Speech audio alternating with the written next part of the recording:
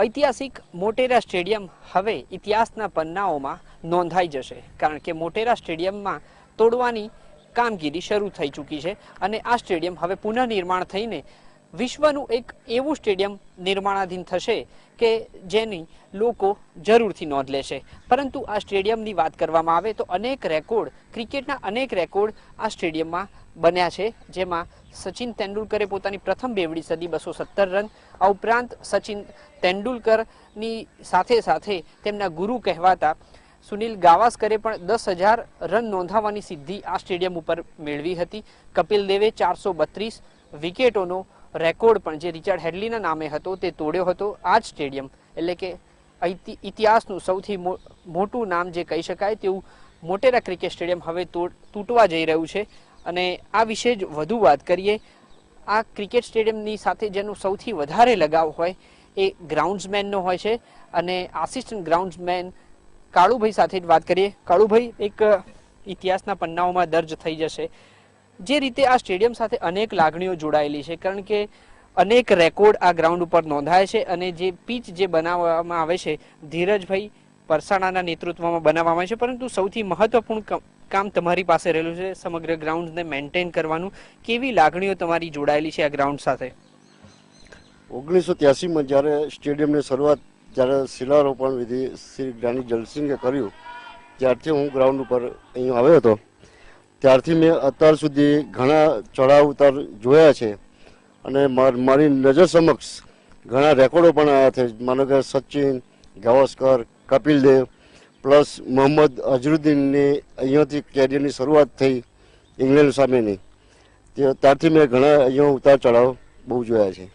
કાળુભાઈ, આપે જેમ વાત કરી કે અનેક ક્રિકેટરોની યાદો આ ગ્રાઉન્ડ સાથે તમારી જોડાયેલી છે અને વાત કરીએ કાળુભાઈ, જે પ્રકારે જે પીચ બનાવવાની, ગ્રાઉન્ડને મેન્ટેન કરવાનું, ઘણા ખેલાડીઓએ તમને વાહવાઈ પણ આપી છે, એવી કોઈ કેટલીક યાદો અમારી સાથે શેર કરો। જ્યારે કપિલ દેવે શ્રીલંકા સામે જ્યારે 432 વિકેટ લીધી ત્યારે અહીંયા અમે ખાસ એક તરફની વિકેટ તૈયાર કરવામાં આવી હતી અને અહીંયા કપિલ દેવે 432 વિકેટનો રેકોર્ડ શ્રી હેડલીનો તોડ્યો ત્યારે બહુ આનંદનો માહોલ હતો અને તે દરમિયાન કપિલ દેવે મને એના ઇનામ રૂપે 10,000 રૂપિયા પણ આપેલા। અને જો વાત કરીએ પેલે ઐતિહાસિક ટેસ્ટ મેચ જે રમાઈ હતી સાઉથ આફ્રિકા સામેની, એ વખતે એવું લાગતું હતું કે સાઉથ આફ્રિકા કદાચ ડ્રો કરી શકે છે અથવા તો જીતી શકે છે, પરંતુ અચાનક જ છેલ્લા દિવસે જે રીતે તરખાટ કર્યો ભારતીય ટીમ દ્વારા, એ વખતના જે ખેલાડીઓ હતા તે લોકોનું શું કહેવું હતું એ વખતે? એ વખતે વિકેટનું શું હતું કે લાઈવ ગ્રાસ હતો, પ્લસ એનો મોચર પણ થોડું હતું સવારના, અને જ્યારે સાઉથ આફ્રિકા ફિલ્ડિંગ લીધી ત્યારે એ સવારના લગભગ 2-2.5 કલાકની અંદર આ લોકોએ પૂરેપૂરો ફાયદો ઉઠાવ્યો। એ વખતેના બોલર મખાયા એન્ટની સ્ટેન જે સ્પેલ નાખ્યો તો લગભગ 2.5-3 કલાકમાં મેચ 76માં ઓલ આઉટ થઈ ગઈ ઇન્ડિયા। એટલે સાઉથ આફ્રિકાના જે ખેલાડીઓ હતા તેઓનું શું કહેવું હતું? તમને મળ્યા હતા એ વખતે? ના, અમારે કોઈ ચર્ચા થઈ નથી। અને હેન્સી ક્રોનિયરની નેતૃત્વમાં જે ટીમ આવી હતી અને એ જે ટેસ્ટ મેચની વાત કરીએ કે એક્ઝેક્ટ એ સાલ ખબર નથી, પરંતુ એ જે ટેસ્ટ મેચની વાત કરીએ કે ભારતે જીતી હતી એ ટેસ્ટ મેચ વિશે શું કહેવું છે આપનું? ના, એને મને બહુ એટલો બધો ખ્યાલ નથી, અત્યારે યાદ નથી મને, પણ એ બહુ લાંબો ટાઈમ થઈ ગયો એટલે બહુ અત્યારે એટલું બધું ખ્યાલ નથી મને એનો। અને મોટેરા સ્ટેડિયમની વાત કરવામાં આવે અને મહેન્દ્રસિંહ ધોનીની જો વાત ના કરીએ તો ખરાબ કહેવાય। ધોની શું કહેતા હતા આ સ્ટેડિયમને લઈને? ધોની તો ખુશ જ હતો। એ તો ભલે એ ગમે તે કે આપણે ટેસ્ટ મેચ જીત્યા તે છતાં ધોની એવું કહેતો હતો કે તમે રોલિંગ વધારે કરો, પાણી વધારે નાખ્યું છે, એને વિકેટને ઢાળી રાખો, ભલે ગમે તે ટેસ્ટ મેચ અહીંયા જીત્યા હતા તો પણ તે છતાં એને નારાજગી બતાવી હતી અહીંયા, અને બાકીના બધે ટેસ્ટ હારી બી ગયા હતા, ડ્રો બી ગઈ હતી। તો અનેક વખત એવા ખેલાડીઓ હતા કે જેમણે મોટેરા સ્ટેડિયમની કામગીરી અને તેની પીચને લઈને અનેક ટીકાઓ કરી છે, અને પરંતુ જે રીતે તટસ્થ રહેતા હતા મોટેરા સ્ટેડિયમના જે પણ પીચ ક્યુરેટર રહ્યા છે અત્યાર સુધીમાં, તેના કારણે જે ફોરેન ખેલાડીઓ છે તેમણે પણ અનેક વખત આ સ્ટેડિયમની વાહવાઈ કરી છે। પરંતુ સૌથી કપરી અત્યારે હાલ જોવા જઈએ તો ગ્રાઉન્ડ્સમેનની રહેશે, કારણ કે અનેક યાદો છવાયેલી છે, કારણ કે તેમનું મોટા ભાગનું જીવન આ સ્ટેડિયમ ઉપર જ વ્યતીત થયેલું છે.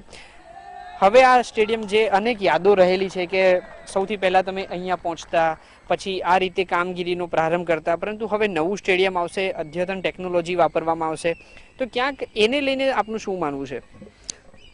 નવું સ્ટેડિયમ બાબતથી થોડા કન્ફ્યુઝ તો થઈ જ ગયું કે જૂનામાં બહુ ટેવાઈ ગયેલા છે અત્યારે, પણ જ્યારે નવું આવશે ત્યારે એની સિસ્ટમ કંઈક અલગ જ હશે. મને કે ગ્રાઉન્ડ છે, પીચો છે, એના સાધનો છે, ચોક્કસપણે એના ફેરફાર થઈ શકે છે. કાળુભાઈ, એક અંતિમ સવાલ. મોટેરાની પીચ હંમેશા એક યાદગાર જ રહેતી હોય છે, કોઈ પણ મેચ હોય, T20 હોય, વન ડે હોય કે ટેસ્ટ મેચ હોય, એક યાદગાર જ રહેતી હોય છે. હવે નવું સ્ટેડિયમ બનશે ત્યારે એવું આપણે અંદાજ લગાવી શકાય કે જે પહેલા જેવું બિહેવ કરતી હતી એવી જ આ વિકેટ બિહેવ કરશે? ડિપેન્ડ કે 2 વર્ષ 2.5 વર્ષ તો નીકળી જ જવાના છે. હવે એ ગ્રાઉન્ડનો ઉપયોગ થશે નહીં થાય એ પછી પણ કદાચ એની માટી બદલાય નહીં બદલાય એ અત્યારે હું ચોક્કસપણે કહી શકું એમ નથી કે 2.5 વર્ષમાં શું થશે, એને ખોદવામાં આવશે, નવું બનાવવામાં આવશે કે જૂનું રહેશે. તો હાલ પૂરતું હું ચોક્કસપણે કહી શકું એમ નથી કે 2.5 વર્ષ પછી શું થશે એમ. કાળુભાઈ, ખૂબ ખૂબ આભાર. ગ્રાઉન્ડ્સમેન સાથેની આ સ્ટેડિયમની લાગણીઓ અનેક રહેલી છે અને આ લાગણીઓ આપણે કાળુભાઈ પાસેથી જાણી. કેમેરામેન કુણાલ રાણા સાથે કેતન જોશી, મોટેરા સ્ટેડિયમ, અમદાવાદ.